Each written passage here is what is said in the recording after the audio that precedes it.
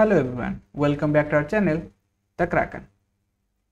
So today in this another important session for the mock practice series for the JIB exam, we are going to discuss some important questions regarding the SURF-SI Act.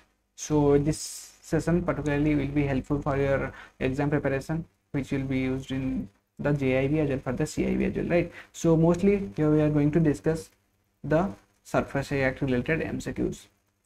So I am Sumant. Let's start the session for today. So SURF-SI Act जैसे कि आपको पता है is very important one. So in case of JIB it will be very useful in LRF legal regulatory aspects of the banking. So जो legal का paper है हमारा third paper है, so इसमें very conceptual होता है, so it will be very useful for that. So चलिए start करते हैं कुछ important questions. So first question is here. Banks obtain security while lending so that in case of need the money can be dash of securities, right? So bank जो होता है, bank जैसे कि if we are giving any types of lending, जब हम lending करते हैं, in that case we are also getting or we are also taking some types of security in case in the form of mortgage, in the form of hypothecation, we are also taking the securities. So while lending, the main important thing is that we need to tables but main important thing is that the character and also credibility.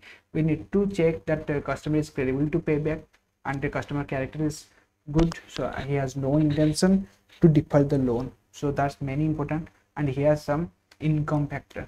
So the security factor will be in the final case we are taking as a backup if the loan will become NPA or defaulted by the customer, then we'll use the security to recover.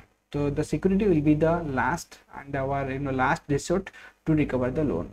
So banks obtain the security while lending so that in case of need, जब हमें ज़रूरत होगा, when we need the money, can be dash of the securities. So उस security से हमें कैसे money मिलेगा? So we can get the money whatever our dues are there, so by sale of that security. ठीक है, जैसे कि कोई हम होम को मॉर्गेज लिए हैं एंड कस्टमर क्या है ना वहाँ पर डिफॉल्ट किया एंड लोन जो हो गया ना एनपीए हो गया, सो इट बिकम एनपीए.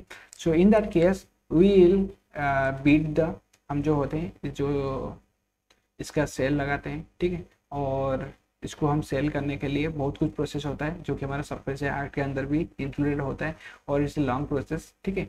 और वहाँ पर हमारा अगर कोई हमें और भी परचेस करने के लिए मिल जाता है, अकॉर्डिंगली हम उसको रियलाइज करते हैं. सो मेन इंपॉर्टेंट है कि इस सिक्योरिटी को हम बेच के will sell the security to recover the dues, right.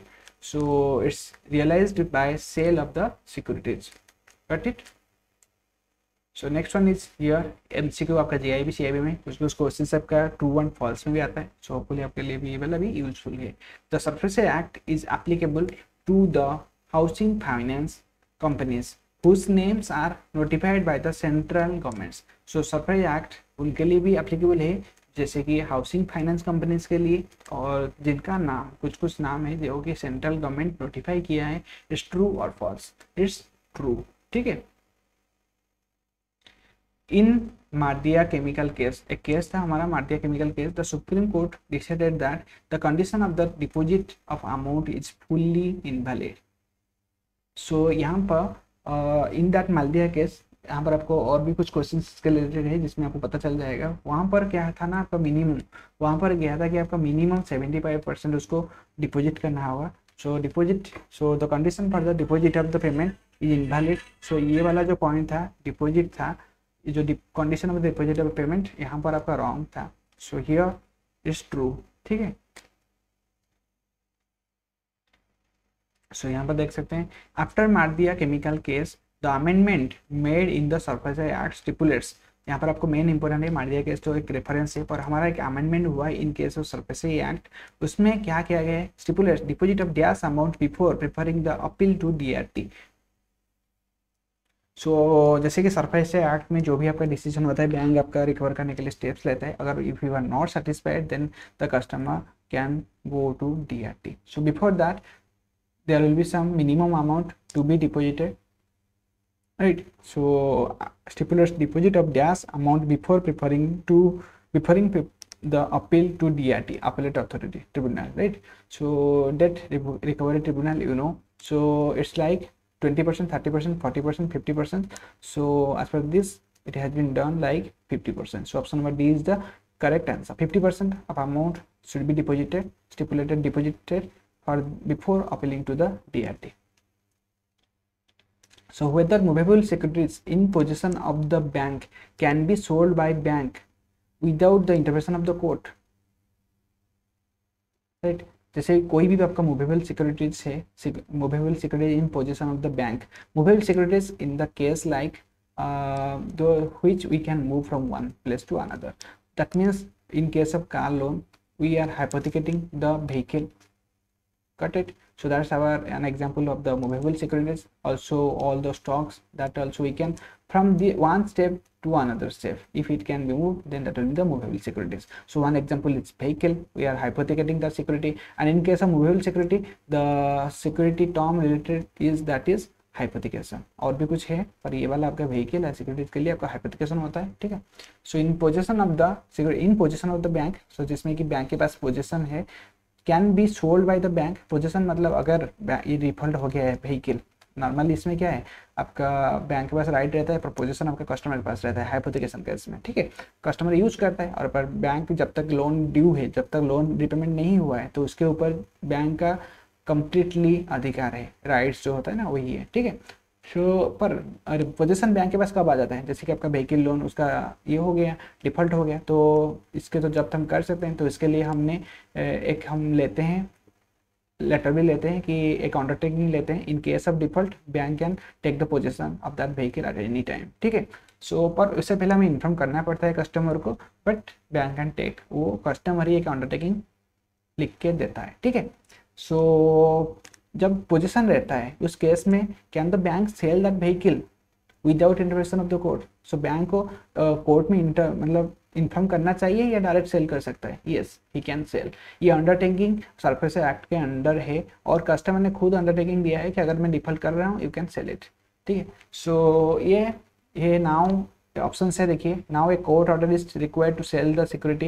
It's no court order is required. अगर कस्टमर वहाँ पर अप्रोच करता है देन अलग बात है, पर यहाँ पर आपका कोर्ट ऑर्डर नहीं चाहिए, ठीक है, बैंक को सेल करने के लिए. So yes, bank can sell as stipulated in contract act. So ये कॉन्ट्रैक्ट एक्ट का पार्ट नहीं है, बैंक कैन सेल, पर ये क्या है आपका सरफेस एक्ट का एक पार्ट है. 2002 का has made provisions to that effect. ये अलाउड है with respect to the Surface Act 2002. No, until the amount is not declared as NPA by the bank. सो ऐसा कुछ टर्म्स नहीं है. अगर एनपीए होगा तभी हमें बेचना है, ऐसा कोई टर्म नहीं है. Bank can sell to recover that amount, ठीक है. पर वो अलग बात है कि हम कस्टमर को चांस देते हैं कि आप ड्यू पेमेंट कर लीजिए और आप अपना व्हीकल को ले जाइए. वो प्रैक्टिस अलग होता है और रूल्स अलग होता है, ठीक है. सो पर ये जो provisions as per the SARFAESI act ये अलाउड है. So yes, we can, bank can sell without intervention of the court, ठीक है. So option number 5 for this question number 5, option number C is the correct answer. So there are some more important questions. As per the law existing today, the mortgage security cannot be sold without a court intervention, right? So is this correct? So जैसे कि कोई भी आपको, जैसे कि अभी तो मैं बताया था ना, वो हाइपोथेटिकल सिक्योरिटी हो, कोई भी सिक्योरिटी हो, बैंक कोर्ट का इंटरवेंशन के बिना इसको सेल कर सकता है. एंड ये कौन से लोन में लिखा है आपका, हमारा जो सरफेस लोन है 2002, वहाँ पर आपका प्रोविजन से है कि बैंक को कोर्ट में जाने की जरूरत नहीं है, वो सेल कर सकता है. कोलैटरल, अभी आपको मैं एक एग्जांपल दे सकता हूँ कि अभी हमारा रिसेंटली केस हुआ था जहाँ पर कि एक वही हाउसिंग लोन का केस था, ठीक है. वहाँ पर हमारा 2016 से ये वाला एनपीए था, ठीक है. सो हम वहाँ पर अभी बीड वगैरह लगा के हमने उसको सरफेस एक्ट में उसको सेटलमेंट किए, पर बाद में वो क्या किया ना, बाद में आके बोला कि हाँ मैं दे दूंगा, पर इट्स नॉट लाइक दैट, ठीक है. एक बार हम चले गए, कस्टमर को भी जानना है कि बैंक भी अभी स्टेप लेता है, ठीक है. सो उसके बाद अभी वो कोर्ट में अप्रोच किया, कस्टमर अगर कोर्ट अप्रोच करता है देन इसमें स्टे लग जाता है एंड वहाँ पर हम थोड़ा प्रोसेसिंग करते हैं. पर अभी सरफेस एक्ट में ये वाला जो है प्रोविजंस ऐड हो गया है, ठीक है. सो यहाँ पर जो पॉइंट्स है, yes, court intervention required as per the provisions of the Transfer of Property Act. No, it's not right. Transfer of property हम बाय नहीं कर रहे हैं, हमने उनको लोन दिए हैं, कस्टमर डिफॉल्ट किया है, उसके लिए कस्टमर इसके लिए अंडरटेकिंग भी देता है, साइन करता है. सो आज पर दैट वी आर प्रोसीडिंग. और ये वाला जो है अलाउड है in case of SARFAESI act. So यहाँ पर जो है can not be sold, it can be sold. So no, this statement is not correct because SARFAESI act अभी एक प्रोविजन कर दिया है, ठीक है। सो ये आपका ऑप्शन सही है with respect to this question. So और जो है देखिए, since the contractor had made provisions about the any court no provisions about the any court interventions, so this is also not the part of that. No, due to recent amendment in the transfer of property act, no court intervention is required, so it's not related to that. जब हम security हमारे जो lending करते हैं और security हमारे engage रहते हैं, तो उसके केस में रिकवरी के लिए हमारा सरफेस है, हमारा जो बैंक प्रोसीड करता है सरफेस एक्ट, ठीक है।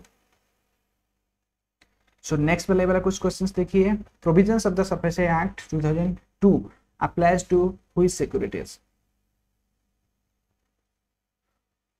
सो प्रोविजंस ऑफ द सरफेस यहाँ पर कौन सा सिक्योरिटीज के लिए अप्लाइड है? यहाँ पर ऑप्शन देखिए, एनी मूवेबल और immovable security charge to the bank और charge to the bank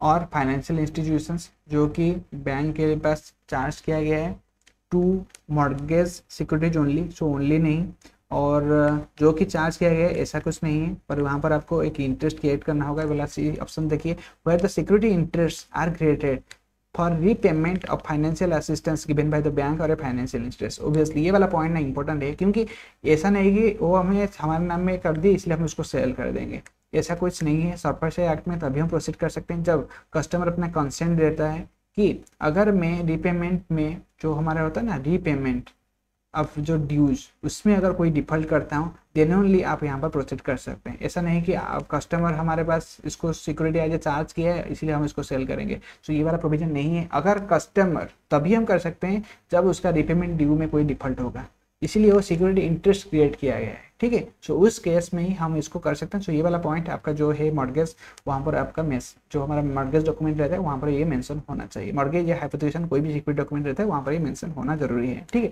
so to the properties owned by the defaulter loans but those are not charge to the banks, so ऐसा कुछ नहीं है जिसमें हमारा security interest create किया हुआ होगा फॉर द रिपेमेंट। ऐसा नहीं कि जो जितनी प्रॉपर्टी है, जो भी हमारे पास डॉक्यूमेंटेशन हुआ होगा, हम उसी प्रॉपर्टी को ही कवर कर सकते हैं इसके अंडर में, ठीक है। और जो नहीं हुआ होगा, कस्टमर का बहुत सारा प्रॉपर्टी हुआ होगा, पर अगर वो साइन करके हमारे पास डॉक्यूमेंट नहीं दिया है और मॉर्गेज में जो भी हमारा डॉक्यूमेंटेशन है सिक्योरिटीज को वहाँ पर साइन नहीं किया है, देन हम उसको सिक्योरिटी यहाँ पर सरफेस एक्ट में प्रोसीड नहीं कर सकते। सो इसीलिए हमारे पास एक होता है ना, जब भी हम लोन देते हैं, मॉर्गेज लोन दे दीजिए, आप कोई भी लोन दीजिए, वहाँ पर एक हाइपोथेकेशन फॉर्म फिलअप किया जाता है, सिक्योरिटाइजेशन के लिए एक डिक्लेरेशन लिया जाता है, मॉर्गेज केस में मॉर्गेज का डॉक्यूमेंट बनता है, ठीक है। सो एक होता है ना आपका सिक्योरिटी का एक कंप्लीटली डॉक्यूमेंटेशन होता है जिसमें कस्टमर का साइन रहता है, अंडरटेकिंग रहता है, and he accept all the condition regulations related to this, ठीक है। सो सिक्योरिटी इंटरेस्ट क्रिएट होना वेरी इंपॉर्टेंट है। सो ये वाला कुछ देखिए, next question, in the Mardia case what did the supreme court declared as invalid. So यहाँ पर है, जैसे कि आपको अभी एक क्वेश्चन आया था, मैं आपको बताया था कि वहाँ पर आपका जो मिनिमम डिपॉजिट था वो वाला गलत था, ठीक है। मिनिमम डिपॉजिट जो जितना करना था वो गलत था। सो इसमें क्या कौन सा वाला है, देखिए ये एंटायर सरफेस एक्ट को सुप्रीम कोर्ट ने गलत नहीं बोले। क्रिएशन ऑफ सिक्योरिटी इंटरेस्ट, ये तो ऑब्वियसली ये सिक्योरिटी इंटरेस्ट क्रिएट करना ही हमें, ठीक है, क्योंकि अगर डिफॉल्ट हुआ then as per this we can proceed. Formation of the reconstruction companies, so ये भी नहीं है। सो हमारा मेन इंपॉर्टेंट था कि उसमें ये मेंशन किया गया था कि 75% of the payment as per the pre condition file preferring appeal to DRT। तो DRT के लिए जो 75% आपका मिनिमम प्री डिपॉजिट करना था, ये नहीं, उसको अमेंडमेंट करके अभी 50% किया गया है। सो ये जो 75% डिपॉजिट करना था, इसी को ही इनवैलिड बताया गया है as per this case by the supreme Court, ठीक है। सो ऑप्शन नंबर डी है इस क्वेश्चन के सबसे हमारा करेक्ट आंसर। सो यहाँ पर और कुछ क्वेश्चन देख लीजिए। Surface act is applicable for placed securities, so for placed securities also. So surface act ऐसा कोई प्लेस सिक्योरिटी के लिए हमारा नहीं होता है। प्लेस मतलब जैसे कि हमारा जितने भी हमारा होता है NSB, मतलब जो भी हमारा होता है ना फिक्स डिपॉजिट या नेशनल सेविंग, जितने भी हमारा होते हैं ना कुछ गवर्नमेंट सिक्योरिटीज, ठीक है, और गोल्ड, ये भी हमारा प्लेस्ड होता है, ठीक है। गोल्ड प्लेस, इसके लिए जो टर्म यूज होता है जब हम कस्टमर बैंक में हमारा सिक्योरिटी रखता है, इसको प्लेस्ड बोलते हैं। तो इसमें जो डॉक्यूमेंटेशन है, क्योंकि यहाँ पर देखिए गोल्ड को हम डायरेक्ट रिकवरी कर सकते हैं। यहाँ पर जो वैल्यू होता है, जैसे कि कस्टमर ने पकड़ लीजिए एक पीपीएफ दिया है, पीपीएफ दे के एक लोन लिया है, पर कस्टमर डिफॉल्ट करता है, वहाँ पर डिक्लेरेशन रहता है तो उसको 1% इंटरेस्ट ज़्यादा मिलना है, और अगर डिफॉल्ट करता है देन उसका जो पीपीएफ का मैच्योरिटी वैल्यू रहेगा उसमें हम उसको रिकवर कर देंगे। एलआईसी पॉलिसी रहता है, सो एलआईसी में जिसका उसका मैच्योरिटी वैल्यू आएगा वहाँ से आपका रिकवरी हो जाएगा। और अभी रिसेंटली में एक केस देखा था कि एक कस्टमर का, हमारा एक एलआईसी पॉलिसी उसका सरप्लेस था, सो उस केस में चार्ज क्रिएशन हुआ था, ठीक है। सो उस केस में एलआईसी वाले उनका जो मैच्योरिटी पैसा भेजने से पहले हमारे से बैंक से कंफर्मेशन लेते हैं, ठीक है। तो जब तक बैंक कंफर्म नहीं करेगा देन ये वाला जो अमाउंट है रिलीज नहीं होगा, ठीक है। सो यहाँ पर हमारा थोड़ा अच्छे से रिकवरी हो सकता है, पर इन case of mortgage and immovable property हम सरप्राइज में जा सकते हैं, ठीक है। So for the enforcement of the mortgage security, court intervention is required even for action under the surface act. So surface act में अभी यही वाला ही तो प्रोविजन ऐड हुआ है कि आपको कोर्ट इंटरवेंशन इज रिक्वायर्ड नहीं, इज नॉट रिक्वायर्ड, ठीक है। सो हमें सरफेस एक्ट के अंदर अगर हमें सेल वगैरह करना है जो भी enforcement any types of mortgage property के लिए, सो जो भी हमारा सिक्योरिटीज है उसको अभी हमें अगर सेल करना है, आगे प्रोसीड करना है, तो इसके रिलेटेड हमें ओनली जो है ये नहीं चाहिए, ठीक है। So court intervention is not required as per the SARFAESI act provisions. So ये जो स्टेटमेंट है रिक्वायर्ड लिखा गया है, सो इसीलिए ये फॉल्स है। Got it. तो ये था कुछ हमारा important 10 questions for this surface act, ठीक है। होपफुली आपको ये वाला सेशन अच्छा लगा होगा। और भी बहुत सारा क्वेश्चंस है यहाँ पर आप देख सकते हैं, इसको हम नेक्स्ट सेशन में कवर करेंगे। आज लगा कि आप लोगों के लिए थोड़ा एक अपडेट ले आए। सो ये जो सरफेस एक्ट में याद रखिएगा, इसमें जो है सरफेस एक्ट किस किस में के लिए एप्लीकेबल हो सकता है, एनी एसेट, ठीक है, और एनी मूवेबल और इमूवेबल प्रॉपर्टी, और मेन इंपॉर्टेंट है ये सब जो है ना आपका सिक्योरिटी इंटरेस्ट क्रिएट होना जरूरी है, ठीक है। We can say creation of the security interest will be must in case of this, ठीक है। सो जब हम प्रॉपर्टी जो है जिसको हम सिक्योरिटी दिया होगा, जो भी प्रॉपर्टी दिया होगा उसी को ही हम only that property which has been involved as a security for this lending process, हम उसी के ऊपर ही प्रोसीड कर सकते हैं, ठीक है। जिसके ऊपर charge security interest create security interest हुआ होगा उसको ही हम इंक्लूड कर सकते हैं इसको रिकवरी करने के लिए, ओनली दैट प्रॉपर्टी, ठीक है। ऐसा नहीं कि हम कस्टमर का जितना है सबको कर लेंगे, अगर वो इंक्लूड हुआ होगा then only. So just remember this. उसके साथ ही इसके ऊपर आप भी थोड़ा यहाँ पर भी आपको बहुत सारा कुछ सीखने को मिलेगा सरफेस एक्ट को रिलेटेड। सो होपफुली आपको ये वाला सेशन अच्छा लगा होगा। एंड आई टोल्ड यू छोटा छोटा क्वेश्चन है, पर यहाँ पर आपको मेन इंपॉर्टेंट एनालिसिस यहाँ पर जो है, यहाँ पर मैं थोड़ा आपको MCQ फॉर्मेट में बताया हूँ, और आपको भी यहाँ पर आपको ऑप्शन भी मिल सकता है। सो ये भी उतना ही इंपॉर्टेंट है। सो हमारे मेन इंपॉर्टेंट है आपको कॉन्सेप्ट जानना जरूरी है कि क्या है यहाँ पर। सो और भी कुछ आपको इंटरेस्टिंग क्वेश्चंस इसके रिलेटेड और आपका JIB प्रिपरेशन रिलेटेड आपको जानने के लिए मिलेगा। सो अगर आप चाहते हैं some more important updates and important sessions like this, then do like and subscribe। अगर आपको ये वाला अच्छा लगा है सेशन, then ये वाला सेशन को लाइक शेयर सब्सक्राइब करिए and click the bell icon so that you will never miss any update. Thanks for watching. फिर मिलते हैं एक न्यू अपकमिंग सेशन के साथ। तब तक के लिए अपना ख्याल रखिए and keep learning. Thank you.